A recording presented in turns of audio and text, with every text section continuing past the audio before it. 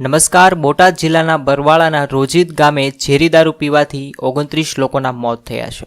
30થી વધારે વ્યક્તિને હોસ્પિટલમાં દાખલ કરવામાં આવ્યા છે અને જેમાં અમુકની હાલત ગંભીર હોવાનું જાણવા મળ્યું છે. ગુજરાતને સ્તંભત કરનાર આ ઘટના સોમવારે બની હતી અને આ લઠ્ઠા ગામના જયેશ નામના મુખ્ય આરોપી પીપળીથી ધરપકડ કરવામાં આવી છે, જેમાં આરોપીએ 600 લીટર કેમિકલ પૂરું પાડ્યું હતું. ધન્યવાદ.